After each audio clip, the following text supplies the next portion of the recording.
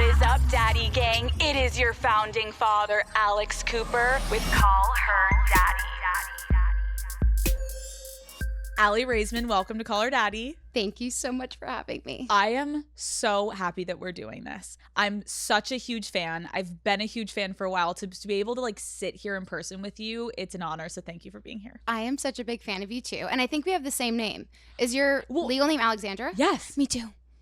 Should we call each other Alexandra? Should we go by Alexandra today? Yeah, nobody calls me Alexandra in interviews. Oh my God, I wonder how did you get Aly and how did I get Alex? Where did you, Okay, so, first of all, I'm a very big fan of you too. Congratulations on everything. It's amazing. Love listening to your podcast. So my legal name is Alexandra. Right. And really, no one calls me that. When I was little, I used to actually be called Sexy Lexi, which is probably weird. But when I was 5 years old, everyone called me Sexy Lexi. I don't know why. Okay, Aly. I didn't know what sexy meant, but everyone called me Sexy Lexi in kindergarten.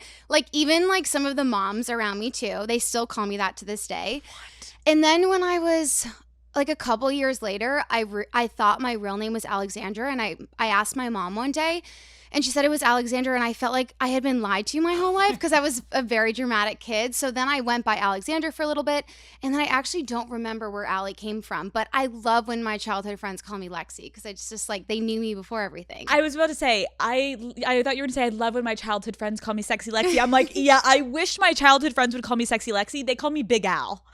You got Sexy Lexi and I got Big Al from Alexandra. Make it make sense. I love that for you. I don't know where it came from, but I was 5 years old. And it's funny because some of my guy friends that are married now, I'm like, I don't think they call me Sexy Lexi anymore. Oh, but maybe they do? I don't think they do. Their wife is like, what the fuck is going on? I know.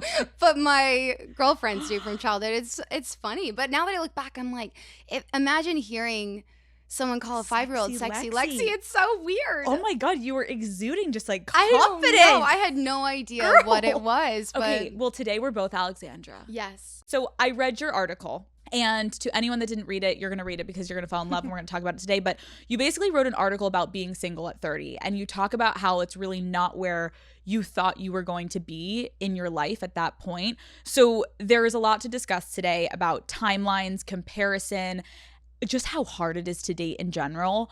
But before we get into that, because the Daddy Gang is going to freak out over that conversation, that's literally all we talk about over here, okay? We need to talk about the Olympics. Mm-hmm. You are going to the Olympics this year? Yes. I am going to the Olympics this year. We will be hanging out. I can't wait. What are you most excited for about Paris?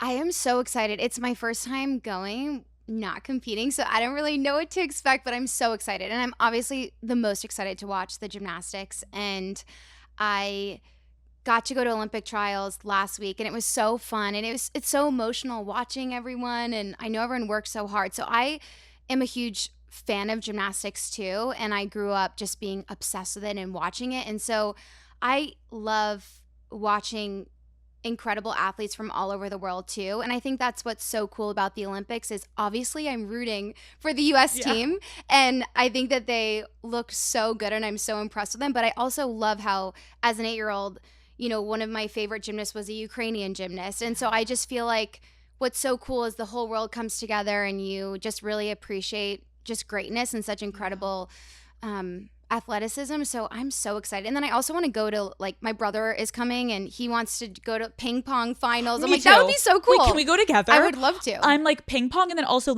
break dancing is a sport officially in the Olympics this year. I'm like, I will be there. My favorite movie growing up was Step Up. Maybe Channing Tatum, hit me up. We can go watch together. He's like, absolutely not. There are so many random things that I want to go see. Obviously, we have the big, massive sports that get so much notoriety, but there's some random things I'm like, I want to go see fencing. I would love to. Okay. We'll go together. We'll go together. Okay. You started gymnastics when you were 2. Is this? Yes. You think about that. I'm like, how do you 2 years old and you're starting gymnastics, and being an athlete, I feel like that just becomes so much of your identity from such a young age, right? But overall, we're going back to the beginning, I love to do here on Call Her Daddy because it really paints the picture of who someone is. How would you describe your personality when you were growing up? That's a good question. Aside from Sexy Lexi. I've never been asked that. I think that, I was obsessed with gymnastics. I loved it more than anything else in the world. I just always wanted to be there. I'm the oldest of 4, so I loved being a big sister. I still do, but I'm 2 years older than my brother Brett, and then 6 years older than Chloe, and 8 years older than Madison. So I felt like I just like loved being the big sister. And I remember, those little like cars, the little mini ones that like kids drive around. I just like would pretend I was like the mom and taking them around the driveway. Like I just loved being a big sister, and they used to sleep in bed with me every night, which is just so cute. Oh my God. I know, Where'd you grow up? I grew up in Newton Needham, Mass. Okay. Yeah.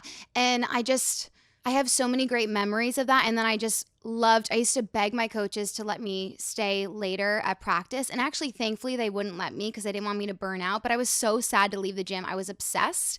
Like, I remember I would miss Halloween even at a young age because I wanted to be at the gym. I was just like so driven. I think you have to be like born with something a little bit extra crazy in you to be that intense, but I loved it. I can see how you being the oldest probably shaped a lot of then like your relationships in gymnastics, because it's like you have this like maternal feeling about you.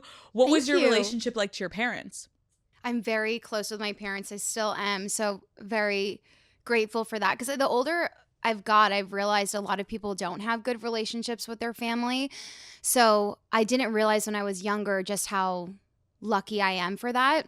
And I also appreciate how when I didn't do well at a meet or practice, they didn't get mad at me, and they were even more, I think, loving and supporting when I didn't do as well. And if they weren't supportive, I would have never survived. Like, I had teammates when I was younger that were actually better than me, but because their parents put so much pressure on them, they just couldn't do it. And I don't blame them. I wouldn't have been able to do it because we're already, I think, our own worst critic, and then our coaches are hard on us, and then you go home and your parents are on you. It's just, so I'm so glad my parents, I knew that if I didn't do well, they would be there for me and support me. Oh, that's like invaluable. Like I playing soccer growing up had the same vibe with my parents, where it was like they were so supportive. Of course, if I like asked them like what I could have done better at, like my mom was like, "Oh, I got you." Like I was watching, but I'm not getting in the car with a pit in my stomach that I'm going to get yelled at. And I knew a lot of my friends had those parents that were like, the dad was yelling in the car, like screaming, like you've seen the parents that are like insane shit that you're like, whoa, I can't imagine not being able to go home and escape it. And it feels like a full-time job. And we're talking about being like 7, 8, 9, 10-year-old girls. And it's like, it's not that deep. It is. And eventually became your like life. But it's also like you have to have balance in order, in my opinion, to survive and to go the distance, or else you just burn out. I completely agree. And I think that it also, maybe without the parents realizing it, I think it teaches the kid that your only value is being a good athlete or being very successful. And I think it also, so many athletes struggle with their worth being wrapped up in how they do in the sport. And I know a lot of athletes struggle with that. And even for the Olympics this summer, so many athletes, if they do really well, they might not know who they are outside of their sport because that's what they've been doing their entire life. And then if they don't do well, I think it's really hard if you don't have the support or the sort of like mental preparation, if you don't do well, to know that you're more than just your result and like everyone is human. It's really, I think, hard to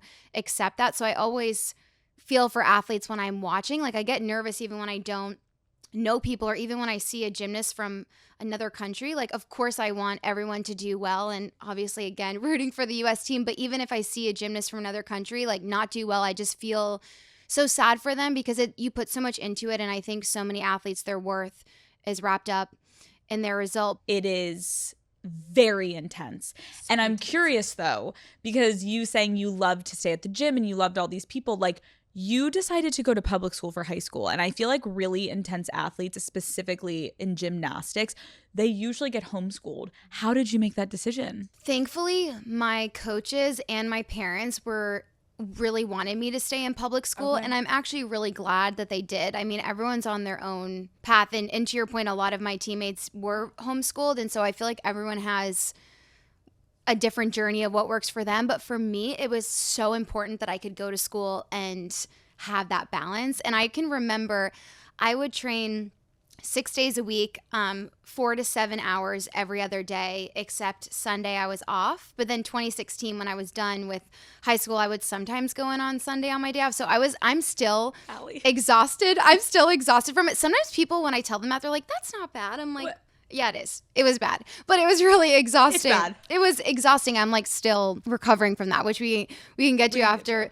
But I can remember I would train in the morning, and I would then like literally be like covered in chalk and like go right to school. Like I was so self-conscious because I'd like be like trying to like wash my body like really quickly, go to school, trying to look cute for boys. I was so uncomfortable. High school is also so hard. I was so insecure.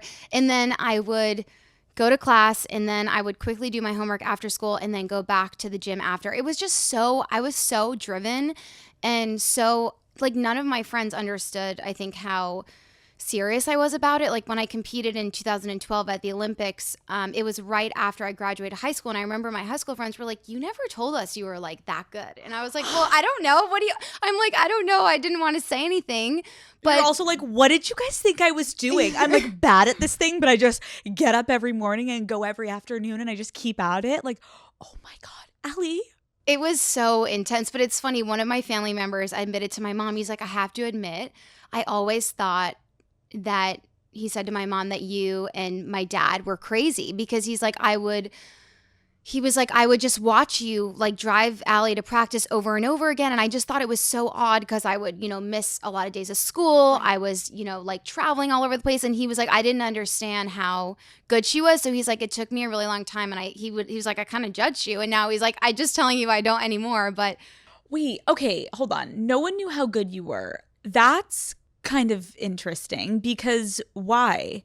It's funny when people ask me about gymnastics in my career, like in normal life, like if people don't know who I am, they're like, were you good? I'm like, I was fine. I don't know. I just like, it's just not something that I don't know. You, like medals on medals, and you're sitting here be like, I think I was okay. Aly, I don't know. What do you think that is? It's so funny. I'm so uncomfortable talking about gymnastics. I don't know. I think maybe some of it is that if it's someone doesn't know who I am, then I'm like excited because I'm like, oh, they really like me for me. There's something about it where like it makes me feel so good if I'm out somewhere and like a guy is interested in me and they don't know who I am, because it just makes me feel like, oh, they like me for me. Of course. And so I think it's that, and I feel more connected to them. It's not to say if someone does know, you you can kind of get the vibe when you know why someone's sort of talking to you. But I think maybe I feel very guarded, but then also I think gymnastics, I have such an interesting, complicated relationship with it that I feel like sometimes I don't love talking about it in my personal time all the time. But I'm doing a lot of therapy to work on that. No, I get it. And I think being a woman, like we just learn, like it's not even about the sport. It's just about how we just learn in life. Like never be too confident because it will come off as cocky, and like don't talk about your accolades because now you're just like drawing attention to yourself, and like that's just like what being a woman is like. And it's like, I'll brag for you, you're amazing. So did you like flourish with like friends in high school though? It sounds like you had like a lot of friends. I had friends. I do feel like because I was gone a lot, I felt like I missed out a lot at the time, because I can remember if I was away for a weekend at a competition, I'd come back on Monday and then I'd hear everyone talking about the fun weekend and everything happening. And so I feel like I can remember feeling left out a lot, just because or FOMO maybe is the better word, but I felt like everyone was very nice to me in high school, and I had a good experience in high school. My friends were very supportive. I felt like people were very nice to me. And so, but I just remember feeling kind of like I was missing out on stuff. And it was hard coming back and hearing everyone talking about how fun stuff was. And I remember being very insecure. Like I just didn't think that any guy in high school thought I was cute, which makes me so sad when I look back. And so I just remember, any little thing that was wrong, I just felt like everyone was looking at it or everyone was noticing it. But in gymnastics, it's a subjective sport. So I was taught from a young age that like every little thing is picked apart.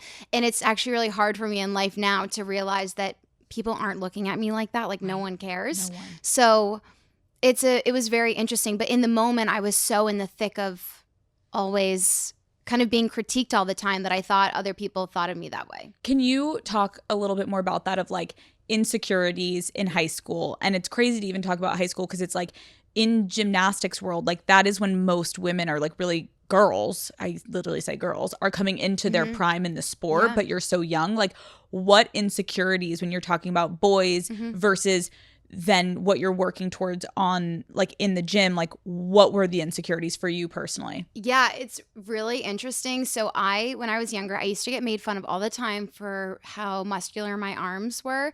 And I remember when I was in 5th grade, the boys would make fun of me and told me it looked like I was on steroids, and they would call me roids, and it made me so sad. And this has affected me so much that at 30 years old, I have just started to be able to like wear like sleeveless or tank dresses. And it makes me so sad that I wasted that much time. But it's really incredible how, I guess incredible in a bad way, how when people make fun of you, how it can really stay with you. And then I remember in 7th grade so vividly, I was wearing a tank top and some guy told me that I looked disgusting and said my arms were disgusting. And so I literally, actually, this was a big moment for me at Olympic trials last week. I wore a dress that totally showed my arms. And I was saying to my mom, I was like, this is like such a big deal for me that I'm doing this, because I would have been so self-conscious and worried. And now I'm just trying, it feels so freeing to just try not to worry as much. But it's just so, I think that like as I do more therapy, it's amazing how much stuff sticks with us. And I think that's also why I have anxiety or social anxiety, because I'm like, I hope I've never said something that would ever stick with someone. I would feel so bad. And I know sometimes, you know, sometimes we're all human. We all say things sometimes we don't mean, or we don't even realize someone interpreted it in a different way. But I think I'm like so afraid of making someone feel the way that other people made me feel that I'm almost like too hyper aware. Yeah. But so that was a really big one. I think I was always self-conscious of like my body, because in gymnastics, they were so strict with my weight. And even though we worked out so much, I still had to watch what I ate a lot. I also want to be careful with saying this, because I know how many people struggle with body dysmorphia and eating disorders. So I think it's so important, no matter what sport you're in, to fuel your body and eat a lot of food. And I wish I could go back and tell myself to eat more and fuel my body, but I just felt so much pressure to always be skinnier and skinnier. And it was so unhealthy because I was already working out so much. And it's crazy for me to look back at photos of myself where I was being told to lose more weight, and I'm like, didn't have an ounce of fat on me. It's just, this is for any of people that are athletes, and I'm obviously not a medical expert, so don't quote me on these exact numbers, but I do believe that women are supposed to have a higher body fat percentage than men. And I remember going into 2016 Olympics, I was very, very thin just from the pressure in the sport to be a certain weight. And I was 22 years old, so I was kind of like fighting with like becoming a woman and still looking like a little girl. Yep. And I remember the person who was taking my body fat, they had said that, I remember when I did it. So go back, actually, when I was 16, I had someone else do my body fat, and they were saying that they'd never seen someone under 12%.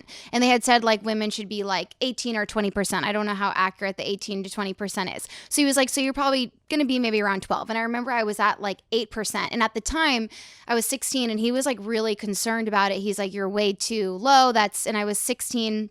And then when I was 22, about to leave for the Rio Olympics, I remember my body fat was at 5%. And I remember the person who works with NFL players was like, he was like, this is not okay. Like, you can get seriously hurt, and this is terrible. He's like, I've never seen, he's like, even the guys sometimes being this low. He's like, you're lower than some of the men on the team. And I remember I was like, I just need you to, there's nothing I can do about it, because like, this is what the judges and the coaches like need from me. Right. I was like, I just need you to be supportive and tell me it's going to be okay. He's like, I can't. Like, he's like, this is so dangerous for you. And I actually feel like my body has never recovered from being that thin and like fighting against that. So it's very interesting, because I can remember I would still eat and fuel my body, but at the same time there was this like trying to like, there was so much pressure. I can remember like, this is so gross now. I'm like, I've become more of a germaphobe as I've gotten older, but this is so gross. But it just like, desperate times call for desperate measures. Like, I remember times like literally, because there was so much pressure to be thin, I had to be careful what I ate in front of, you know, people on on the staff. And I remember like I would go into like the airport in the plane bathroom, which is disgusting, and like eat a power bar. So like no one would see me, where that is just like so gross to me now. But when you're so hungry, it doesn't even seem gross. But it was just, so I remember like I would try to eat, but there was so much pressure to be thin that it just was very, very hard. So I was very insecure about that in high school, of course, because I thought, oh, well, the guys think that I'm big too, so that's why they're not interested in me. No, and Aly, like it's not gross, like it's so sad. Like that, like my heart breaks for you that you had to go into that bathroom and to like eat in secrecy because of the coaches and like the mentality and the rules and the strictness. And like even thinking of like that doctor saying that to you of like, wait, you're 5%. Like, do you think you were numb at that point? Like, did you feel anything? Like, what did you feel when someone said that to you and looked at you and said that to you? I think at that point, because the Olympics were so soon, I was just consumed with anxiety and stress all the time. It's just so, I just constantly had butterflies in my stomach, and I was so nervous that I also think part of it in a way was probably, I don't even remember. I think I was just, at the time I had actually had a really sore Achilles, and I was really stressed about that. That's obviously a terrible injury, and if something happened, I would be out. So I was really stressed about that. And I remember every morning waking up and like it was so stiff in the morning, and I'd have to like brace myself to get out of bed. Like there's just so many things. I feel like now that I'm done, I'm so much more relaxed, but I remember just being so stressed, hoping that my body would keep it together. But I think one of my biggest concerns with competing was I hope my muscles don't cramp up, and I feel I'm so exhausted. So that was what's so interesting to me, is that I was so good at gymnastics and successful in the sport while I had like so little energy. My muscles were cramping up. I was so exhausted and so fatigued. And I also would, in 2016, I remember a couple years maybe before the Olympics, I would start to get like extreme nausea. And I think because I was so thin for my size, I would like wake up in the morning and almost be like dry heaving because I was like gagging because I was so nauseous. And so it was really hard for me, and it's really hard when you're nauseous to eat. So I just remember feeling so sick all the time that I think I was numb, and I was so dissociated because I just needed to get through it. And I was so nervous. I don't know, it was just such a weird thing. And I'm now like doing a lot of therapy and going through it, but it's hard because you're like reliving that and going through that, and it's very interesting. Call Her Daddy is brought to you by Airbnb. So sports are usually Matt's territory, but when it comes to soccer, you guys know, you know what? I'm all over it. So safe to say, I am very excited for the FIFA World Cup coming to LA. The last time I went to a global sporting event was during the Olympics, and honestly, the trip became so much more than just going to different games in Paris. I just remember Matt and I ended up booking the cutest apartment one weekend on Airbnb to explore different parts of France. One night after dinner, instead of, I remember rushing home, we stopped into this tiny little local bar, ended up sitting next to a couple from, I think they were from Madrid, and we just started talking and somehow found out that they also worked together and they had golden doodles, and we were like, oh my God, this is meant to be. And then when Matt and I got back to the apartment that night, we opened a bottle of wine, sat on the balcony talking for hours about all of the random moments that somehow end up becoming the best part of traveling. It was one of those trips where you come home and you just feel like you actually lived in a space instead of just visiting it. And that is what I love so much about Airbnb. During the FIFA World Cup, people from all corners of the world come together. They're swapping jerseys, grabbing drinks after the match, maybe debating who actually has the best goalie, like whatever it is. And Airbnb makes it easy to stay together under one roof. You get to live in neighborhoods that actually feel local and experience a city beyond just the tourist spots. Airbnb, the world is meant to meet. Well, I appreciate you sharing this too, because I think what's really difficult for athletes is hearing you say all of this and knowing you are like one of the best and you've won medals and gold and all of it, and you've done what every gymnast dreams of doing.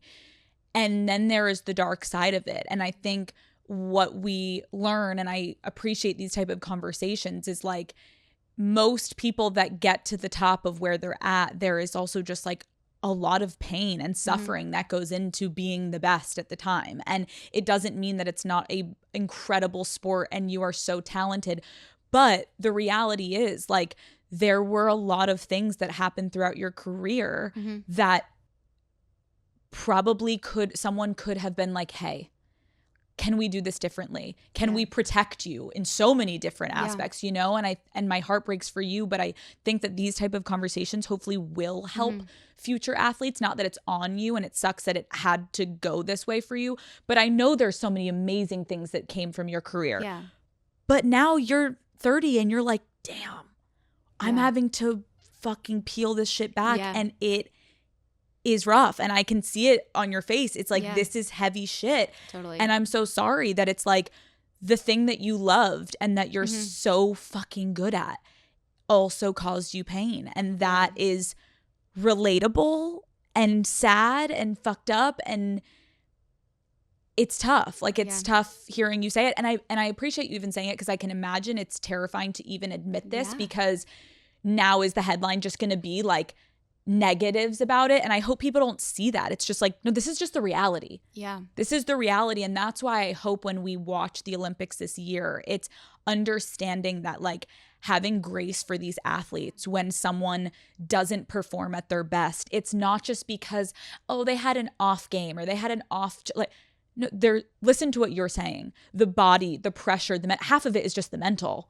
I know. People forget, like, we are human beings. Like, there's so much more that goes into this than just the minute that the person is standing at the top and about to do the beam or what. It's like, it's so stressful. It's so stressful. It is. It's funny because the Olympics are coming up. I am having dreams that I'm competing and I wake up, I'm like, oh my gosh, I'm so glad I'm done. I mean, look, like you mentioned, there's so many beautiful things that have come out of my gymnastics career, but it's such an interesting time right now. Obviously, as the Olympics comes up, I'm so excited and I can't wait. And I've been doing a lot of actually exposure therapy right now, where, for people who don't know, it's sort of like exposing yourself to the trauma or whatever it is that has caused you stress or pain. So that could be, if you had someone that hurt you and they wore like a specific perfume or a cologne, like maybe you like smell the cologne or the perfume every day to like remake better memories with that.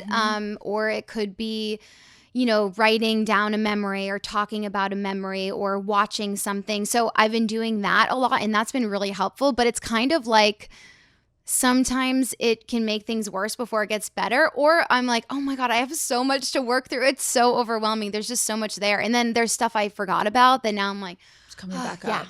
I was going to say, like, I think a lot of women write in about therapy and everyone has like a different journey with like what type of therapy will work for them. And I think the exposure therapy is like, has been known recently to be very effective. But I was going to ask you, like, in doing that type of therapy, do you have to be strategic? Like, if you know you're going on a long trip coming up, like if you're going to Paris, like, are you doing sessions while you're in Paris? Are you doing it before? Are you too anxious around this type of, like, we're talking about gymnastics right now and that's the crux of the trauma? Like, you know what I mean? Like, such a good question. Yeah, so we actually have stopped doing the exposure homework. So what I do is I do therapy every week, and then I would try to do exposure a little bit every single day, but because of, I had mentioned before, like my body's never recovered. I've struggled with some health stuff, which we can get into after, from just like the overexhaustion of what I put my body through. So depending on the day, however, because there are so many actually like exposures of, you know, whether it's doing interviews or even going to Olympic trials was actually such a wonderful experience, and I'm so glad I went. But I was so nervous, and just like being back in that environment, like certain smells, or even like there's like a bell that rings before you compete, and I'm like, oh my gosh, I haven't heard this in so long, like all these little things. So I'm stopped the actual exposure homework in therapy, but I feel like I'm being exposed throughout a lot of different things right now. So we're doing baby steps and just working on like ways to cope with some of that stuff. But it's been, it's really interesting. And I'm glad like my therapist has really worked with me. Like, for example, there was a a person's name, that someone who had abused me, that their name was so triggering for me. And so like anytime I'd be with someone and they'd mention their name, not about the person, but maybe like their friend or someone they're golfing with, I was just like, I'd feel this like feeling. And so I would read a children's book with his name that was just like, or I'd read a book about an athlete that had the same name. So it's like getting used to that name in a more positive way. And so I feel like my therapist has done such a good job of meeting me where I'm at, because in the past, maybe another therapist is like, just tell me all about your trauma. I'm like, let's just start with the children's book. Right. Like I'll watch a little kid's show, something to like baby steps into it. And I've learned there's no right or wrong way. And I think like I have so many people come up to me all the time and share their stories of like being a survivor of abuse or their mental health struggles. And I always will say to them, like, if you're having a tough day, it's okay to watch your favorite show on Netflix or whatever it is. Like, it's okay to just like give yourself a break, because people don't realize when you've experienced trauma, you have PTSD, you're going through it, even if you're on the most beautiful island in the entire world, you are not there mentally sometimes, and you're just like reliving your trauma over and over again. And so I always try to validate people's experiences, because I think so many people don't understand trauma and like the mental side of it and how hard it is to be present when you're going through a hard time. Like even if someone's hard time happened 10 years ago, you still could be living it every single day. You still could be super paranoid. You know, PTSD is like not one size fits all. It affects you in so many different ways. You could be totally fine, and then there could be like, you know, someone's body lotion reminds you of a smell and it brings you right back. And so I think that we all just have to talk about it more, so we're all more aware of like how much people are struggling and dealing with, and give people grace, because sometimes you just need to, it's okay to just be home and take time for yourself. So I'm glad my therapist has kind of given me permission to just like take it really baby steps, and she's really good about like taking a break and now finding like good coping ways if I feel stressed or something. No, and I love you sharing that too. Thank you, because like I love how you said, like, I've had certain therapists that tell me one thing, and it's like, it's okay if you do not vibe with a therapist. It's like dating, get out. And it's say not it's like nothing dating personal. too. It's right. Because Yes. it's like, it doesn't even mean that person's a bad therapist. Of course they're a bad therapist, but it really is a match of like, there are certain even techniques. Like you can't have a therapist asking, like you said, a certain like way. And maybe that works for someone else. You just have to like, it's not linear with PTSD, and you have to just figure out what works for you and being like easy on yourself. But I also just want to say like, thank you for even just like talking whatever you feel comfortable, because I can imagine it's fucking exhausting though. Just hearing you speak, Aly, like you're so wise, but it's like you are 30 years old. Like you're so young, and I can imagine it's like a lot of fucking pressure when people want you to speak up and like be an advocate and be the face of it. And it's like, you still have your shit that you have to work through. Like I hope that you know that like, it's not on you to like always help other people, and like you focus on yourself in moments where I can imagine so many young girls coming up to you is amazing, but it's also like, you can't help them if you're not good. Thank you. I do feel a lot of pressure, and I care a lot. And I've even had male CEOs pull me aside and say, I was abused as a child, and thank you for saying something. So I've had a lot of men come up to me and share that. And I think that what's so hard about our world is that there are so many young boys and men who are survivors of sexual abuse, and they don't feel comfortable saying anything because our society doesn't, like, there's so much pressure on men to be so tough and be manly, and the statistics are so alarming, but there's also so many, I think it's actually so much more than that. There's so many people who are really suffering in silence. And I have some people sometimes who I'll be in the grocery store and they're like, my abuse happened 50 years ago. You're the only person I've ever told. And so I can't even tell you how much I've had to work on in therapy of like not overthinking what I say and worrying, because I know from personal experience, when we share what we've been through with someone and it's the only person, the first person, like that is so correlated to how they're going to heal, is being validating to them. So I felt so much pressure, and now I have found that when I'm honest and just real with them and just supportive, that people are always like so understanding. And I think people who have been through hard times always like give people the benefit of the doubt and are there for each other. But it has affected me so much. And it's interesting. I've never actually shared this publicly at all because it's been something that I deal with, I'd say, most days. And I think that I've thought about this a lot, where I think that if I didn't train so intensely my whole entire life and I didn't experience trauma in my, teenage years and younger years, I have actually been hospitalized several times for just like my body has, I read something on Instagram that I think really encapsulates it. It says, if you don't pick a day to rest, your body will pick it for you. And it's happened twice where it's been like this intense, but I feel like I have different minor issues as well, depending on what I'm going through at the time, but where like I have literally stroke-like symptoms. I can't remember my name. I'm like slurring my words. I can barely speak. Both times I was tested for a stroke because like I literally couldn't move my body. It was so scary.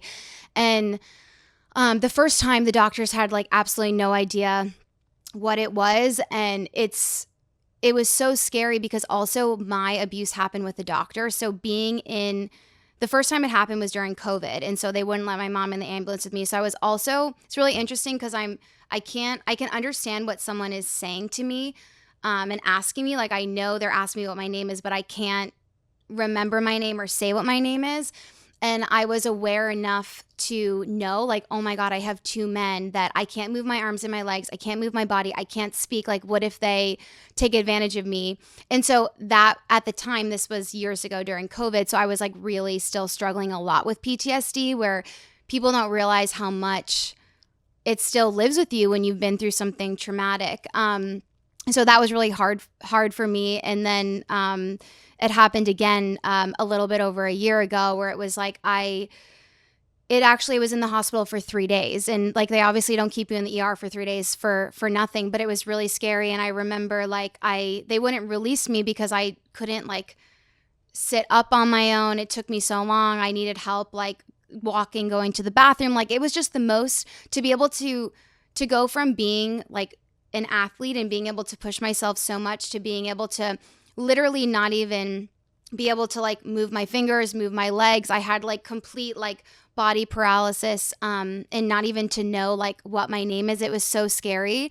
And it's something where like on a daily basis, like I have to manage making sure that I'm not like, because stress exacerbates it. Like what I have is a real medical thing, but stress makes everything worse. So I have to like be very on top of my therapy, but then also my therapist has to work with me of like, if I'm starting to feel off, like I just don't do the exposure stuff. So it's very hard and very interesting because I'm also like, to your point, I'm very young. So to have something like that happen was very hard. And then also when I went both times, actually the second time, they didn't know who I was when I first got to the hospital, which is totally fine. That shouldn't matter.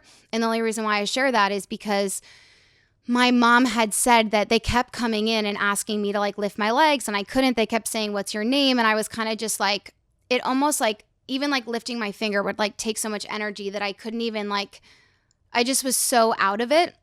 And they kept kind of like rolling their eyes and not really paying much attention to me. And then finally, my mom was like, "I really hate to do this, but you guys are like ignoring her. I think you think she's like, I don't know what's going on, but you should treat everyone the same way." But she's like, "I just want to tell you because you're not believing her, but just to give you a perspective of how like abnormal this is and how freaked out I am." She was like, "Do you know who Aly Raisman is?" And they were like, "Yeah, we know who she is." And my mom was like, "Well, that's her." And then they were like, "Oh my God." And then from there, they like took such great care of me and were there for me. And I'm like, I want to share that because it's appalling. Like, it doesn't matter who you are. Everyone deserves to get excellent medical treatment.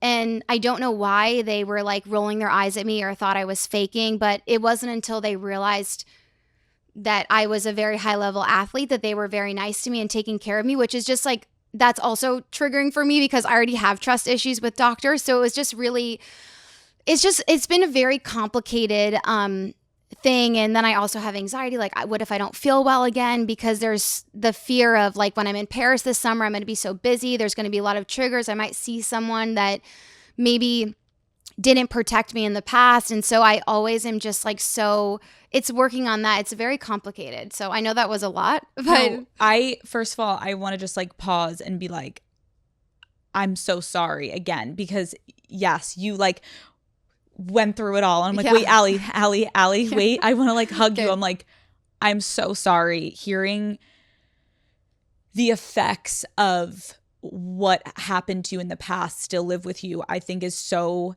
important to highlight, because it's infuriating when people, and there are ignorant people out there that believe that like, well, it happened so long ago. Why aren't like, and you said you went to therapy, like, why aren't you better? Like, this is with you for the rest of your life. And not that it is going to define you, or not that you can't like live a happy life, but like, this happened to you and it was so traumatizing that this is going to impact you. This is going to impact like you, like I want to talk to you about your future relationships and all of that we're going to get to. But like, I just think it's important to have these conversations though, because it's like educating people on the concept of like, this lives forever and this isn't something that goes away. And those photos that the entire world remembers of all of you standing there together and speaking up on this, that was like day one of the beginning of the rest of your life of like trying to heal from this. And so like, you talking about these effects, I think it's really important. And it is like, it's I think important we're having this conversation around the Olympics of like, there are so many newscasters and broadcasters and people that stand, and it's almost like the athletes are like horses. It's like, go, like everyone go, like win. And it's so fun to watch, but we have to stop like neglecting to acknowledge that like these are also the realities. And it doesn't take away from the beauty of sports, but it's the reality of a lot of the things that are happening behind sports. And it's on all of us to listen, and to now, like, whenever someone sees anything happening again, like, someone better stand the fuck up. And I hope that this is like, again, it's not your job to educate these people, but I hope this can change the culture slightly. And I believe it will. I believe the two of us sitting here and continued conversations, like, I believe this will empower people to speak up, but it's fucking hell. And it's a lot. It's a lot to go through as you're sitting here. I'm just like, I'm so sorry. There's no right thing to say other than like, I hope people can listen to you and hear you and know at home if they have endured anything similar. We see you, and anyone that's trying to say, well, it happened so long ago. It happened when you were 5. Oh, well, then it's definitely with you forever. Like, this is ingrained in you and you can get through it, but don't feel like you have to get over it. Yeah. I think also both can be true. Like, I love gymnastics and I have so many wonderful memories with my teammates, and I'm still so close with them. And I'm so proud of my gymnastics career, and I'm so excited to watch the Olympics. But then also, it could also be true that there was also a lot of moments that were really hard for me, and I still struggle with it to this day. And I also think, to your point of, you know, whether someone, I think a lot of times people will naturally, I think, when people have been through hard times, will be like, well, mine wasn't as bad. We kind of justify why it's not as bad. So I also want anyone who's listening to know, like, don't compare your experience to mine, whether your abuse happened one time or hundreds of times or thousands of times. Every experience is real and valid, and it all affects us in different ways. And you didn't do anything wrong, and it's not your fault. And just know that if you're struggling, and to your point, if it was 10 years ago, yesterday, 50 years ago, it's okay to still feel however you're feeling. I think that there's not enough people telling people that have been through hard times that we all are on our own path. And, you know, also I think sometimes people might not be ready to do exposure therapy, and that's fine. It took me a really long time to be like, I'm ready to take this on, because it's really hard to open stuff up. And I think if you want to, it's important to find a therapist who will like really do baby steps with you. And also, I'm here to validate. I get so annoyed when people ask me why I'm tired. I just like can't stand it, because I also think like, why do people need an excuse to be tired? You have no idea what someone's going through. You could have like the most, you know, incredible job in other people's eyes. But if you're having anxiety, if you're stressed, we have no idea what people are dealing with at home or in their personal life. And I just think stress can be so exhausting. Like, I have seen the way that my stress and trauma has affected my health so much, to the point where it has made me so careful. Like, when someone's like, I'm tired, I'm like, that's cool. Like, just go rest and take care of yourself. But I think people can be really judgmental. We're judgmental with ourselves when we're tired, but we're also judgmental with other people, I think. And it drives me nuts. Like, when someone's like, well, why are you tired? I'm like, I don't have to explain myself to you. Like, you have no idea what I'm dealing with. And also, like, this would probably shock people too, but I barely have worked out in 8 years because my body is just like so tired. And it's interesting, like, I don't recover because of the similar with the hospital stuff. Like, my body doesn't recover the way that it used to. So if I were to run even for like a couple of minutes, like, it might actually take me like several days to recover, or I'll get like a migraine, or I'll get super nauseous. So like, I just have to be very careful and get very creative with how I take care of myself. But I think that, you know, for people who are obsessed with working out, like, they might be like, well, why don't you work out? Like, and my favorite is like it's funny when you talk about dating, like, when I've dated guys, a lot of them are like, but if you work out, you'll feel better. I'm like, no, I have like a full on like medical diagnosis, and like, I'm going to be okay. Like, my doctor is like confident that it's not going to get worse because I'm aware of it and everything. But I'm like, just because you might feel better working out, like, right now for me, it literally makes me like almost like vomit and I get a migraine. So I just have to do, like, I might have a good day, but sometimes when you have a good day as an athlete, I like push myself too much and then I'm exhausted. But people, it's been hard with dating to get a guy to be very empathetic and like know how to like be there for me if I don't feel well. Like, people don't always know how to like handle it well. And my mom is so good at it. Like, in the times where I've gone to the hospital, my mom, instead of being like, you're fine, because that's also the worst. You're like, I'm not fine. Right. You're like, I'm not I feel okay. like shit. No, yeah, I can't walk. Yeah. So when my mom will always just say, they're going to help you. Like, it's okay. I'm here for you. They're going to help you. And that is just like everything I need to hear, because it's like, she's validating, like, this is crazy and we're going to figure this out. We're going to help you. But she's also like there for me and encouraging me. But other people just like don't know what to say. They're just like, just breathe, you'll be fine. I'm like, no, I literally am laying on the floor. I can't move my body. I think sometimes, like, note to anyone that finds themselves doing that, which I understand, maybe you're trying to help, but it's like, sometimes not saying anything but being like, I'm here for you is all you need to do. Yes. Like, stop trying to solve the problem. Why are you tired? Because I'm depressed, because I'm anxious, like, whatever it is. Just saying, like, I'm here for you. Let me know if you need anything. Like, and shut up. Yes. Just shut up. Yes. Like, sometimes people, it's like, read the room. Like, just stop. Your dating life. Yes. And I want to talk about this because it is all intertwined. And I think there's so many young women that listen to this podcast that, like, it's hard, because when people write in and ask me questions, I wish all the time I could sit there and answer all of them, being like, well, I need backstory. Like, what was your upbringing like? It all is affecting when you're trying to date, and the men that you're picking or the women you're picking or whoever you're picking.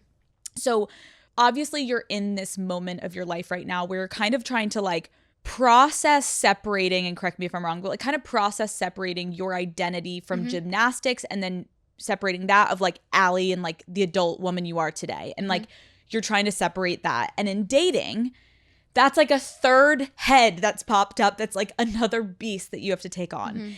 In this article that you wrote, it was so brilliant and beautiful. When I read it, I was like, I wanted you to read the whole thing today, but I'm not going to make you do that. But I have a card that I printed out that has a couple lines from your article that I want you to just read, because I thought it was so profound and accurate. And when I was reading it, I'm like, yes, yes, yes, yes. So if you don't mind just reading this for the daddy gang. Okay, yes. This is actually my favorite part. Me too. That's this is like one of the first things that I had written. Okay. I've lost count of how many times people have told me, you're too picky. You're difficult. Your standards are too high. Give him another chance. You're probably intimidating him. Maybe you should make yourself smaller. Your biological clock is ticking. Don't you want to have kids? You should put yourself out there more. How are you still single? Rarely am I asked, how are you? How do you feel with your partner? Do you like the person you are when you're with them? You're single? That's great. It's so important to take time to figure out who you are. Preach, bitch. Like, what the hell? When I read that, It felt like Thank you. it was so like truly emblematic of every young woman's experience with society of like, we give him another chance. Like, why don't you? And it's like, because I don't like him, because he makes me feel like shit, because it's toxic. Like, there's just so many things that women go through in their 20s and 30s when they're trying to find a partner. And so I want to talk to you. First of all, like, why did you decide to write this article? And I'll link it in the description, Daddy Gang, so you guys can all read it because it's amazing. You're so sweet. But why did you decide to write that? This episode is brought to you by Polymarket. So everyone has that one friend. That one friend that's like, they knew the couple was going to break up. They called the surprise album drop. They somehow knew who was getting cast on the reality show before the announcement even happened. Like, we all have that friend, right? And every time you ask them how they knew, they're like, I don't know. I just had a feeling. Well, let me tell you something, Daddy Gang. Lately, I have been getting my feelings from Polymarket, okay? Polymarket, my God, how I love it. Okay, it is the world's largest prediction market, basically a place where you can trade on what's actually going to happen across pop culture, entertainment, sports, relationships, and more. Everything in our life, girls, is on Polymarket. So instead of just sending these hot takes in your group chat, you can actually trade on them and see what other people think is going to happen before it does. And the market moves fast because when people actually have something on the line, they pay closer attention. For example, hi, Love Island. So it could be who's winning Love Island, whether Kylie and Timothy are getting engaged this year. What do you guys think? We'll go to Polymarket. When is Taylor Swift going to drop another album? Do you have any ideas? Go to Polymarket. Who's going to take home the Oscar that year? Go to Polymarket. Do you see what I'm saying? It gives you real clear idea of what's going to happen before it becomes the obvious take all over the internet. Even if you're not trading, for me personally, I always tell my friends, like, just, it's so fun to be on it. And it's a great way to keep up with culture and to see what people are thinking and starting conversation. It just starts a lot of conversations as well. So Daddy Gang, if you're the friend who's always calling things early, this is basically built for you. So download Polymarket, Polymarket, now available in the United States and free to sign up. New entertainment and culture markets are coming to the app every day. So be the first to trade on them using code DADDY50, DADDY 50 to get $50 when you deposit your first 20. Have fun. Love you guys. Call Her Daddy is brought to you by Uber Eats. Daddy Gang, we have all been there. It is the night of your friend's birthday dinner. You are halfway through doing your makeup and suddenly you realize, oh my God, I never got her a gift. Now you're frantically digging through drawers looking for like, oh my God, maybe I could re-gift this unused candle, and realizing you're about to show up empty-handed and you're going to be 20 minutes late. Well, thankfully, Uber Eats makes last minute gifting super easy. It's always the birthdays and the anniversaries. They just sneak up on us, but that doesn't mean your gift has to feel like it. Okay, Uber Eats has something for literally everyone, from flowers to perfume to champagne, even their favorite takeout order. And it can show up in as little as 25 minutes, even if you just remembered 5 minutes ago. I also love using this when one of my friends who lives out of town has a birthday. This is my favorite thing to do. I put their address into the app, look through the nearby flower shops, pick out a bouquet, and boom, gift secured, okay? And you can add a little personalized note, and you can even record a little video message, and it just feels really thoughtful, which we love, okay? We love to be good friends here, Daddy Gang. So order on Uber Eats today. Must be 21 plus to purchase alcohol. Product availability varies per region. See app for details. I feel like I'm always trying to think about ways of how I can talk about things that are important to me, but it's also really important to me to be relatable, and I want to be relatable. And I know that so many people are going through so much different stuff. And I know for myself that I do feel the pressure. I love my parents, but I've literally had to tell them, like, every time they would be like, well, we really want to have grandkids. I'm like, I would love to be a mom one day, but like, you can't control when you're going to find the right person. And I'm like, I love you guys so much, and I would love to give you grandkids, but let's just take a beat. And so I told them one time, and now they now it's like totally fine. it. But they're so well intentioned. They're Of just course. excited. But I also will tell my mom and dad stories like when I don't have great experiences with dating, and because I want them to understand it's not easy to find that right connection. Yeah. And I think it's a very different time than when they were dating, when they were younger. And I just know that there's a lot of people who feel the pressure to find someone. And I think that especially in this Instagram social media world, there's so much pressure for like this perfect relationship, and we want to post the most perfect version of ourselves. And, you know, no matter who you are, nobody's life is perfect. No one's relationship is perfect. But I also think it's kind of interesting to me. It almost feels like there's this like pressure that in our late 20s, we're like supposed to find the right person. And I feel like the odds of us all finding that right person is just not realistic. And I wanted to sort of be a part of the narrative of trying to change that, because it is so much pressure. And I feel like even I was just for July 4th weekend, I was with friends, and just like the amount of people that were like, are you dating anyone? And I'm just like, I now, no matter what, am like, oh no, I'm not. I just don't. I also kind of feel more guarded and protective because I've shared so much publicly that I'm very protective over people that I date in my relationships, just because it should be sacred and special. And I think that it's really hard to find that good fit. And I also feel like, you know, I've gone through so much that I didn't really have the confidence to know who I was. And I feel like now I'm like just feeling more confident. Right. And it's really interesting because I feel like now I'm finally at the point where I feel like when I was younger dating in my early 20s, it was so hard in the early 20s because I was so afraid to like Tell me about it. even tell them like, wait, this makes me uncomfortable, or I don't want to do this. And now it's so interesting.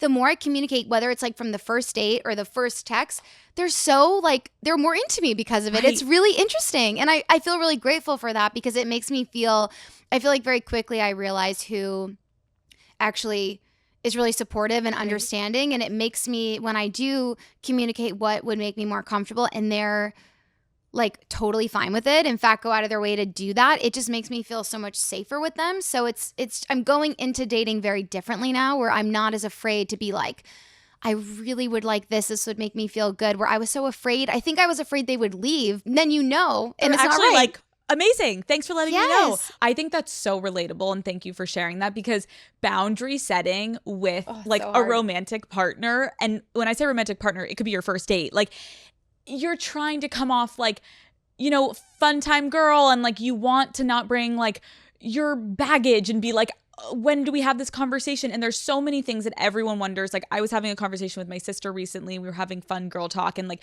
she was asking me a question, and I was like, this is such a good question. Like, she's dating, and she was like, is it weird if I bring this up here? And I was like, I don't think so. But you know what, if you do and he acts weird, leave the date. Yeah. Like, there's so many things that you second guess yourself for when you are dating. And I think it's so understandable, because there are so many pieces of shit out there that can make you feel small and that can make you feel insane for bringing something up. And to have you now realize like, oh my God, I said what I've always wanted to say. And like, I was just met with like, amazing. Like, thanks for letting me know. And you're literally like, wait, but you probably couldn't have done that back then, not because you weren't actually capable of saying those words. It's a confidence thing. And it's like a learned habit that you just have to like exercise the muscle more to become, because it's actually not about them. It's all about you. It's about you being able to sit there and to advocate for yourself and be able to even express that, because maybe in your early 20s, you didn't even know you needed that. Yeah. You knew it was uncomfortable, but you didn't know why, or like what to say, or what, if you didn't want that, what did you want? Now you're like, Yeah. she's figuring it out. I'm interested, like, have you ever kind of like continued seeing someone because you just felt like you were behind and you were like, fuck it. Like, I'll just keep kind of like, I'll go on another date because I'm single and like whatever, before you kind of like got to this new Yeah, it's realization? I feel like, yes, I have, but it's okay. Someone told me recently, and it really helped me. Because I was saying, I was like, oh my God, I'm like so like cringing that I dated this person for so long. And they're like, if you're not looking back and cringing, you're not growing. And So I was true. like, that is what I needed to hear. That made me feel better. Let's pause on that for Yeah. all the daddy Oh, gang. that If was you are nice. so embarrassed by an ex of yours, me included, let's all pause. And you're so right. It just means growth. Oh, It's my growth. gosh. Thank God we're all cringing, being like, But I'm just sometimes like horrified at the stuff that I would put up with, you know? Can you give me an example? Like, obviously we're not talking specific people, but just like a little example. I feel like it's interesting. Something that I've struggled with dating is that in the beginning, the guys are like really great. Okay. They're happy. They're chill. And also to what we were talking about before, I want a guy to communicate to me what they want too. And I also have had a therapist one time told me this, and I've never forgotten it, because I used to like wait, and then we'd talk about it and be like this whole thing where like, it's funny. I feel like if you bring something up when it's like just the littlest bit like on your mind versus like you have like a 30-second conversation about it and the other person's like, great. Like you're on the way to dinner. You're like, hey, by the way, this would like really mean a lot to me if we did this instead or didn't do this. And they're like, cool. Whereas if you wait till it happens like 50 times, then you have a 3-hour conversation about it. So I try to like also just bring it up really fast, and then it's quick and it's done, and then they like forget about it. It's not a big deal. And I would want the same. Such a good point. For them. But I've struggled with, I don't know if it's because some of the guys I've dated maybe weren't like okay with my success or my life, but I feel like they've gotten very resentful and very moody. I don't know if like moody is the right word, but have you ever dated a guy that's very moody? Because it is just not fun. Oh, it is miserable because then you're tiptoeing around them. Everything's ruined. You are on eggshells, and it's you know what it is? I feel like that's so interesting. I've had that where because of their insecurity about your success, through the moodiness and through the like the lashing out moments, it's like a power tactic where it becomes all about them. Everything is on their terms, and you're kind of like, wait, are we still going to dinner, or are you pissed and we're just now going to sit here in silence? Like, what are we doing? And like everything is on their terms, but it's all like a manipulation tactic at the end of the day. And like, it may not be so manipulative in what they're doing. It's the insecurity that breeds this like, how can I gain control because I feel so out of control because she's the one in a position of power in their mind. Meanwhile, you're literally like, in my success, that has nothing to do with you. Like, I'm here in this relationship. Why are we acting like moodiness? Oh, it is like, I would say that's something that immediately like within like immediately I bring that up to any new guy I'm dating. I'm like, this is a total deal breaker for me. I can't, like, a guy is allowed to be upset or in a bad mood, but when you take it out on me and you're mean to me and you like ruin something that we're doing together, that's not okay. But everyone is allowed to, everyone has good days, bad days. Like if someone's in a bad mood and they're like, I'm in a really bad mood, but like I need, like, I'm going to go to the gym or I need some space, or like, can we talk about it? Totally fine. But when I'm sure you've had like when you do something together and you're like, we just went to this concert. I would have gone with my friend. Right. I'd rather you have not gone. Or like, why are we going to dinner together if you're just like miserable? Like I would have rather you told me and we wouldn't have done that. So I just, that is something I look back and cringe on. I'm like, I think because I'm a people pleaser and I really wanted to help them, I didn't realize there's like a difference between being supportive to your partner and then having them treat you not well. So I'm learning that, but that is something like I immediately bring up to a guy. I'm like, that is a deal breaker for me and I'm not going to be treated like that. That's interesting. Yeah. When you look back at that, like moodiness is like one thing. And I feel like now that you're talking about it more, it's a little bit more than moodiness, Aly. Yeah, I think so. Yeah. I'm like, wait a second. Yeah, it's, I don't think I realized. Moodiness is the people pleaser and you being like, he's just moody. I'm like, hold on. No, I think yeah, you're right. Yeah, you are right. Add that to the list of therapy. Right. You're like, hold on. Yeah. Write that down for me. Hold on. Yeah, that's a thing that I'm like, that is a full-on deal breaker for like me. Not treating you right. But it's interesting because I don't want to like, give into, well, it's interesting like when you think about stereotypes, I feel like women are stereotypically told that we're very moody and like we're like on our periods and everything. And this is just in my experience, so I'm not trying to generalize, but like the women in my life are not in bad moods. And I honestly like, or if they're in a bad mood, they'll like communicate with me. Right. But there are a lot of men in my life that do not, and I think it's because our society doesn't let men be men. I'll give them the benefit of the doubt for a moment. But like, I feel like a lot of men in my life, and not even just in relationships, in different areas, will take out their bad mood on me. And I'm also like sometimes too nice, where I'm working on, I need to be better at being like, on this. It's just, it's very hard for me. But it's really interesting because I'm like, why is there such like stigma that women are always moody, but I think because we're more open about therapy, we could call each other and be like, I'm having the worst day. We talk it out and we're good. But I don't think men have that same outlet. Okay, I think you're onto something and you're so right. I think it's this. I think women are more emotional in the best way because we actually express our emotions and we actually are trying to like constantly work through things. And the way that we get through it is most of the time communicating. Like if I'm upset, I'm going to say something. We all know that. We cannot hold back. Like, are you good at saying something if you're upset?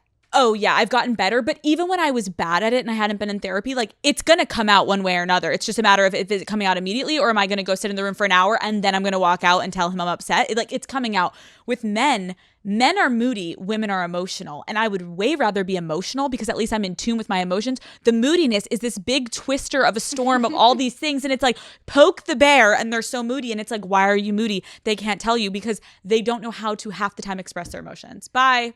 I just wish men knew. Like, I find it so attractive when a guy is vulnerable and open. Like, if a guy, I think it's so hard to find a man who's secure enough in himself to be like, can you just sit down with me for a minute? I'm like having a really tough day or I'm struggling on this. Like, I would feel so into that and so attracted to that I wish more men knew that is so attractive. And I feel I have empathy for them that they feel like they have to be so tough all the time because it's so, there's literally nothing better when you're like on a date and you're just like vibing and you're just like so present. Connecting about stuff. And it's really nice to have that connection where you both don't feel judged and you both can go to each other. And I think that is hard to find. And that's like, I think relationships, they should be hard to find because I think that's what makes like finding the right person, more special. In your 20s, what partners were you pursuing? Like describe. I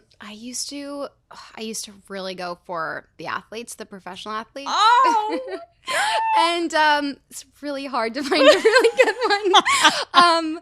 There have been a few very sweet ones, and I'm grateful for that. But yeah, it's hard. It's hard to find a good one. I just think that give me some qualities. Yeah, I definitely wasn't treated the way I think that girls deserve to be treated. I think I think that was definitely my type. Mm-hmm. But I also will say what's interesting is like for years people were like, you got to stop dating the athletes. And I was like, all right, I'll go on a date with anyone. And I've been like so open. I literally would like, if someone set me up with someone, I'm like, I don't need to see a picture. Like, I'll just go on a date. And I'd go on these dates and I'm like, okay, maybe I should be like, it's like I was trying to like find the right balance of like trying to be more open because I also think it's like crazy when we meet someone, you feel a vibe and like, you think about like, maybe if someone showed you a photo of them, you wouldn't have maybe said yes. So I try to be like very open minded, but like even dating guys who are not professional athletes and like not in the public eye, like some of them are not great either. So it just really just depends. I think that there's always like good guys and same thing with, I'm sure guys will say the same thing. There are some girls or women they've dated that are wonderful and others like we all have had probably good and bad experiences. But I think that what I've also learned, I'm curious what you think about this, is like I used to take it so personally when I was younger. Like if I dated an athlete, they were probably texting 30 people at the same time. Like if they're not looking for something, there's just most of the time there's no chance. Like they're not interested. Right. And it's not, I wish I knew like dating wasn't personal because I used to take it very personal when I was younger. And now I'm realizing like at least for me, I feel like guys show pretty quickly like what they're looking for and what they're interested in. Like I'd have a guy like years ago who like, would like text me like once every, 2 weeks or like barely take me out to dinner. I'm like, oh my God, do you think he's just busy? It's like, no, he's just not interested. He's definitely not busy. Yeah. He could be busy, but he's also not interested. Yes. Yeah. Like I think now I do a better job of not overthinking and just being like, they're either like, I saw something on Instagram that's like when a guy is into you, if you're confused, it's just not it. And I really tell myself that too. Like it doesn't mean, especially in the beginning, like every person has like a different cadence of how like, even if, sometimes I think people get so caught up in like, oh, if you're texting every day or doing this, like are they taking you out to dinner? Are they showing interest? Are they like I think that our gut is usually right and we should listen to that more because I think that is something I wish I listened to more is like, understanding that if a guy is like looking, then they're looking, but if they're not, it's like it's kind of hard to, I think in my experience, like change their mind. I completely agree with you. And I think though what I have started to realize, I would say in the past couple of years, is like I used to look at it a lot like, oh, I wish I would have done differently. And I actually, the only thing I would change about everything you're saying is like, I think that guys definitely do show you immediately like what they're kind of down to give you. And I think a lot of the times when we are not completely like full within ourselves and healthy and good and like know exactly what we want, we ignore that and we just choose to like kind of see what we want out of them.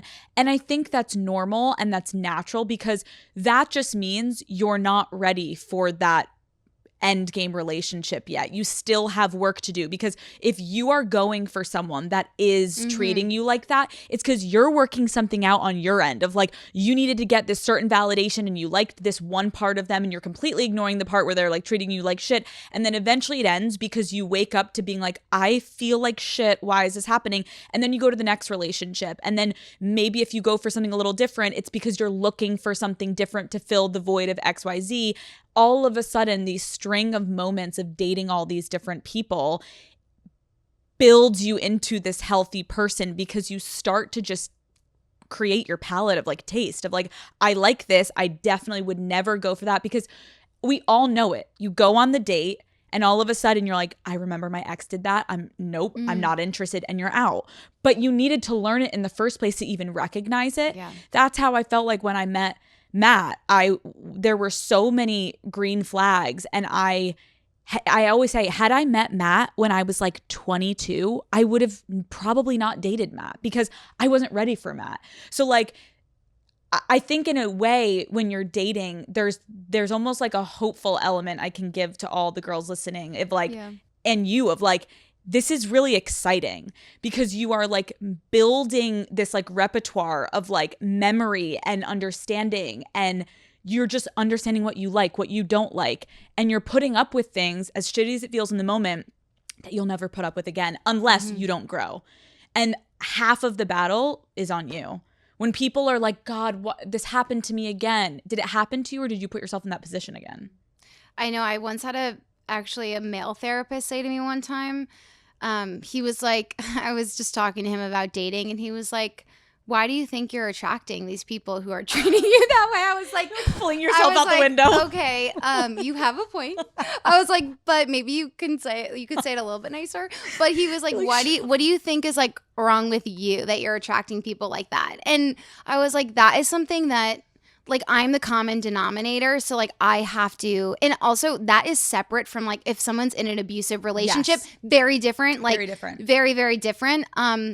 But for me, like I just had to take a hard look at being like, I also go through phases where like I'll go on dates and then I'm like, I need a break and I need to take dating fatigue. Time. I need to take some time for myself. And it's really interesting because like the times where I'm the most happy being single and on my own, I like really try to think about, I'm only gonna date someone or let someone in my life if they just like enhance or add to my life.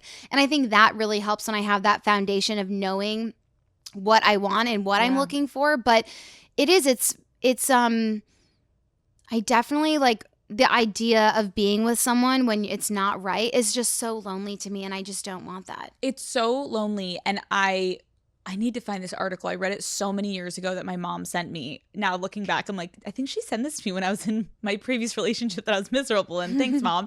And it's a little like diagram that this person wrote, and it's an article about how like someone that is single is one step away from a healthy relationship. Someone that is married or in a relationship, in a miserable relationship, is 3 steps away from a healthy, happy relationship, because they have to remove themselves from that relationship. Then they have to get good on their own again. And then they can start to seek health and happiness with another person. But it's like, that's so exciting. And you have to be so intentional about who you let into your space. But I agree, it's like you have to get so good with yourself, because that's when you really start to attract good energy. When you get out of a relationship and you fling yourself to the next, that's when you're just kind of like off balance, just trying to find anything that will like make you feel happy. but for a quick moment. It's not like you're actually stable enough to be like, hold on, what did I learn from that relationship? Let me be alone for a minute. Now let me go find something better. It's really tough though. It can get exhausting. It is exhausting. I'm curious what you think about this, because I feel like a lot of people have different opinions on like when I go on a first date. Like if I am not excited to see them again, like if I'm even on the fence, I'm not going on a second date. I'm curious what your perspective is on that. I just think it should be like easy and comfortable. Okay, I have thoughts. Okay. Call Her Daddy is brought to you by Depop. Daddy Gang, summer is obviously in full swing, which means so is my shopping addiction. As my calendar begins to fill up, suddenly I am convincing myself I need a new dress for every single wedding invite, shoes for that Euro trip, a matching set for the airport that's super cozy. And before I know it, my closet is bursting at the seams and I am shoving hangers together just to like try to make everything fit. And that, my friends, is where Depop comes in. Depop makes it so easy to resell the pieces you don't wear anymore so that you have more room in your closet for more finds. You literally just take a photo and Depop's AI-powered listing tool helps with everything from pricing to getting your item listed in seconds. It is so easy and seamless. Maybe it's the jeans that looked amazing online, but you know, they just never quite fit, or the top that you've been holding on to for years, just in case. I'm the biggest culprit of that. Chances are it is exactly what someone else is looking for. Depop helps connect your listings with buyers who actually share your taste, which can help your items sell even faster. And once you make a sale, Depop keeps things easy. Shipping is so simple. You don't even need a printer. And thank God, because I don't have one, okay? One of the best parts is the buyer pays for shipping and there is no seller fees. So you keep more of your money while making more space in your closet. So Daddy Gang, download the Depop app now and start listing today. I was just having this conversation with a friend because she is dating right now. And she was like, I like didn't go on a second date with him. And I was like, why? And she was like, I don't know, like the sparks weren't there. And I was like, did they kiss? No. Sometimes you don't know until you kiss. Right. I agree. Sometimes it's like, I will say that like sometimes there's almost this like awkwardness. Yes. And then when you kiss, you need to get out of the way. Yes. I kind of like am so down for a first kiss on a date. Like I actually condone it. Well, you know what's kind of funny is sometimes like, I feel like it's funny, the guys who are like comfortable just like grabbing you and kissing you on the first date, I found sometimes they're just like so smooth, know what they're doing, and maybe they're a little bit more of a player. Yes, I agree. But like, so it's, and then sometimes the guys that are a little bit more timid, not always, but they're just like trying to be like really sweet and respectful. And it just depends on like their experience. Like if you're dating a professional athlete, like they're grabbing the back of your neck. And yeah, you're like, romance. But then like 3 weeks later, you're like, hello? Yeah. You're like, wait, you just ghosted me. You just told me you wanted to date me and then you just ghosted me. What just happened? We were getting married. Yeah. Okay. It just depends. It depends on who it is. You have to like know the person. Yeah. So I think it depends. Like I do. Yeah. Whenever I have Okay. My theory is this. What my friend said to me was she was like, well, you said that like you and Matt had sparks immediately on the first date. And I'm like, that is true. However, I have been in love before and I have been in love with people before that I didn't feel the like insane spark on the first date. And so I think my new rule that I tell my friends is unless it was like so bad that you were like, whether it was how they spoke about something that you're like, I don't like the way they spoke about like their family or their mom, or like, whoa, that was a red flag. If it was like it was a good date, like, I don't know if the vibe is there, but I can't tell, like, go on the second date. Because I feel like first dates, unless you are a fucking pro, and then yet again, why are you a pro at first dates? It is like harder than a job interview, in my opinion, because a job interview, you have your piece of paper and you're reading your exact qualifications and it doesn't actually matter that much on your personality. This is like every fucking thing of the delicate dance of your looks, are you funny? Are you charismatic? What's your personality? Do you vibe? It all has to match perfectly in 1 hour at a dinner. Like, give it a second shot. I think once the second date doesn't go well, never see them again. But if it was like I don't know, I would say try it again. And I would say try a different vibe than the first date. So if you did a dinner, now go do an activity. If you did an activity, now go sit down and have face-to-face dinner. I would say do a second date. I think it also depends on if you're dreading going on a second date. Yeah. don't. But I think if check in with yourself. Check in with yourself, because I used to do that, and it was like, am I dreading going on the second date? Does it have anything to do with him, or am I being lazy? And and when I say lazy, I'm not actually being lazy. Am I being like, I want this to be easy. I wanted to feel it immediately. I wanted the spark to be there, and I wanted it to be a done deal, and I wanted to be like, boom. It's not easy, because do the work in the beginning, because then once you actually in a relationship, like, that's also another set of just hell, where you're like figuring out each other's trauma and boundaries and family shit. Like, the first date, I don't know. I don't think we can count people out unless there's a glaring issue. You're like, okay, let me open my phone. No, I feel like a lot of people say that. back. But what do you think about if you're on a first date or a second date and you kiss, and the kiss, you don't feel that I don't want to use the word spark, because I feel like that's like unrealistic, but you just Connection. It's not there. I think if you don't have that like physical, like sexual chemistry in the beginning, I don't think you can like create it. I completely agree. Okay. And I think that is so disappointing when that happens too. It is so sad, because you are like, worse is when if you went on a first date and you didn't kiss and you go on a second date and you are like kind of fantasizing about it. You're like walking around your place. You're like drinking your coffee in the morning, like picturing, like you're almost like creating like a movie in your head of like what it's going to be. And then it happens and you're literally like, I need to go home. You're like, oh God, I'm never gonna see you again. And that was not. And then when they're into it and you're not, well, that's what I was gonna say too. I sometimes feel like, do you think that like we are sometimes more picky about that than men? Yes, because I think that you also then don't know their intention completely. Are they just hoping that they're going to sleep with you while you're like, oh, I'm actually like looking for a partner? So they're like, hey, Aly, that was amazing. Let's go back to your place. And you're literally like, I hate you. Like, I literally felt nothing below the belly button. Like, we got to go home. I think that men are less picky because men are just like dogs and they're just like, oh, that was great. Meanwhile, it's like, no, that wasn't great. Like, what about that was great, Daniel? Like, that was bad. Like, leave me alone. So, no, I think you're on the right track. I also think everyone is different, but I don't know, ladies, maybe this is like the year of second dates, because then at least I think then you're training yourself to maybe then you can just start knowing in the first date, but start pushing yourself to see if there is a shift ever on the second date. And then maybe there is. And then you're like, holy shit, maybe I need to stop counting people out. Because what I said to my friend was, she was so cute. She was like, you know me, I can be a little socially awkward in the moment. And I was like, but think about this. How many times have you told me, I wish people knew me like in settings with like all of us and our friends when I'm the most comfortable? You wish that people would give you that. So give that to the other person. Wow. Okay. Right? You have convinced me. We're going on a second date. Okay, get your phone out, girl. We're like, I think listen, there's no harm in it. And what I can say is, if you are super anxious about the first date or second date, you could do it as like a drinks or something that you have somewhere to go afterwards. So you always have an out. And then if you're vibing, be like, let me cancel my fucking dinner. Like, let's actually have dinner together. Let's go down the street.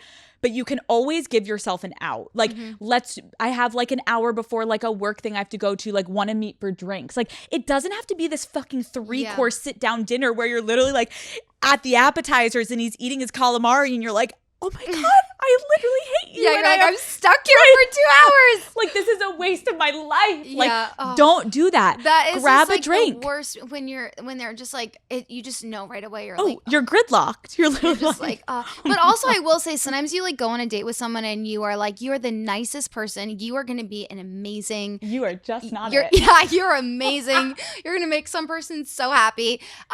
Not me. No, it's just not me. But it doesn't. That's what dating isn't personal. It's like, I've gone on so many dates where I'm like, you're just like so wonderful. I have nothing bad to say about you. But it's just like, and it's the same with men I've been in serious relationships with too. I'm like, you're so wonderful. It's just, there's, when you're, When was the last date you went on? Come on. It was a few weeks ago. Oh. It was a few weeks ago. But I'm not sharing anything else. Okay. I'm not sharing anything else. Was it a first date? Yeah. Not sharing anything else. I'll keep saying that. Yeah. I'm not sharing anything else. You're like, Alex, I'm like, did it go well? Mm-hmm. Yep. But I'm not sharing anything else. I just keep asking you, keep answering. Yeah. I did. But that's all I'm saying. Did you meet on a dating app or? Nope. Should I keep asking? Okay. We're moving on. This has been fabulous. I know, this is so I'm like fun. having the best time. I'm like, I could keep going. I love though the biggest point that I love about you writing that article too was about calling out like, I'm 30 now, and like everyone's like, what do you do? Like, you are young and you are beautiful and you are successful. And I think it's important, especially for women. I understand we have our biological clock. Don't rush into something just because of a biological clock. Like, what? And be miserable with a random person that you hate just because we're 30, time's up. Like, no. What are you the most excited about, like, entering your 30s right now? Well, I feel like I'm most excited because I've been told for a long time that when you hit 30, you kind of care less. And so I'm like slowly getting there, but I think I'm just excited to like peel back the layers of who I am and just have more fun, focus more on my personal life.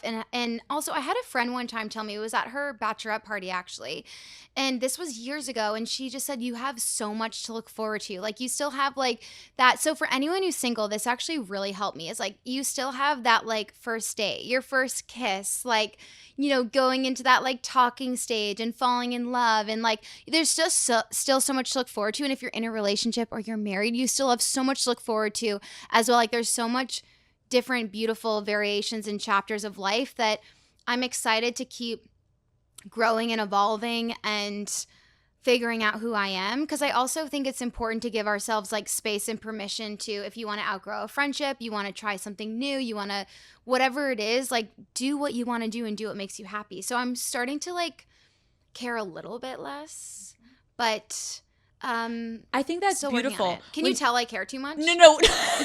Too much. You're like, I don't care, Alex. Yeah, I'm like, I swear I don't, but I do. Like, I literally don't give a shit.